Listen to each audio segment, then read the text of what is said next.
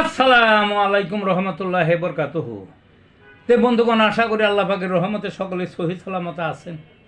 কবি কাজী একটা সালে ইউটিউব চ্যানেল 017140885009 এর পক্ষ থেকে আপনাদের সকলের প্রতি রইল একান্ত আন্তরিক শুভেচ্ছা ভালোবাসা। তে বন্ধুগণ, এখন আপনাদের সামনে যে বয়ানটা রাখার চেষ্টা করব, বয়ানটার নাম হলো গণতন্ত্রের চারণভূমি। কি গণতন্ত্রের চারণভূমি? আমাদের দেশের সেই যত আগের ইতিহাস জানা যায়, গণতন্ত্র কখনোই ছিল না, গণতন্ত্র নাইও, গণতন্ত্র হওয়ারও সম্ভাবনা নাই। বুঝলেন না? কারণ চারণভূমিটাই, যেমন পাহাড় আছে, পাহাড়ে যদি কেউ বলে যে কৃষিকাজ করবো, পারে না তো, কারণ ওখানে কৃষিকাজের ভূমি নয় তো। তা আমাদের দেশও তাই ইতিহাসে যা বলে। অনেক দেশ আছে গণতন্ত্রের চারণভূমি, যেমন ইউরোপ কান্ট্রিগুলি আছে, ওইদিকে অস্ট্রেলিয়া আছে, জাপান আছে, তারপরে ওই যে ইহুদি রাষ্ট্র যেটা আছে ইসরায়েল, এগুলোর মধ্যে গণতন্ত্র আছে। প্রত্যেকটা দলের মধ্যেই গণতন্ত্র আছে। দলীয় গণতন্ত্র হলে আসল, তারপরে রাষ্ট্রীয় গণতন্ত্র। কিন্তু আমাদের দেশ বললাম না, সেই ধরেন আদি ইতিহাস, সামন্ত যুগে, সেই বৈদিক যুগে, সেই পৌরাণিক যুগে, ওই তখন হিন্দু রাজারা শাসন করতেন, তারপরে বৌদ্ধরা শাসন করতেন, তারপরে মুসলমানেরা শাসন করলেন। অনেক কেউ কইতে পারে যে নবাব সিরাজউদ্দৌলা, আলী বর্দী খাঁ, মুর্শিদ কলি খাঁ এরা স্বাধীন শাসক।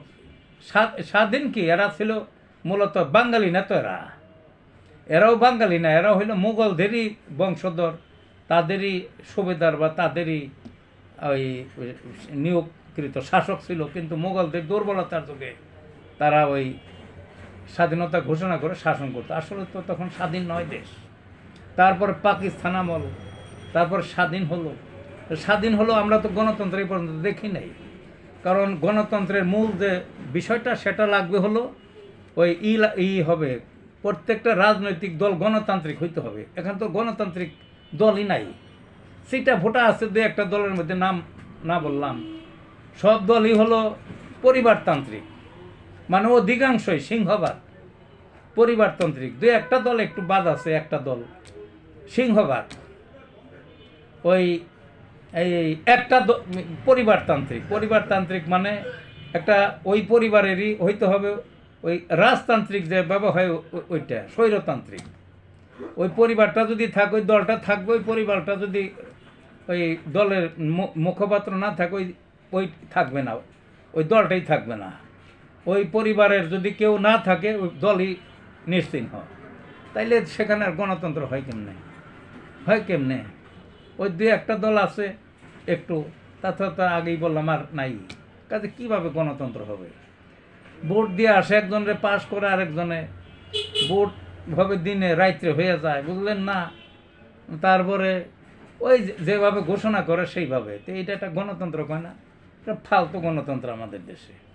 কাজেই দেখা যাক। তে আমার উদ্দেশ্যটা হলো মানুষকে একটু সচেতন, মানুষ সচেতন হন। গণতান্ত্রিক দল পশ্চিমা আদলে, যেহেতু গণতন্ত্র কোথা উঠছে, পশ্চিমা আদলে যাতে দল হয়, দলের ভিতর জানি গণতান্ত্রিক চর্চা থাকে। কে দাঁড়াইব কোন পদে, দলের থেকে আগে নমিনেশন হবে।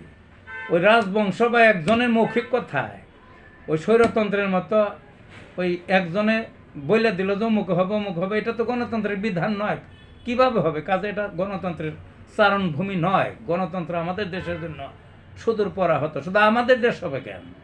অধিকাংশ মুসলিম দেশেই গণতন্ত্র নাই, বুঝলেন না? তো ভালো থাকুন বন্ধুগণ।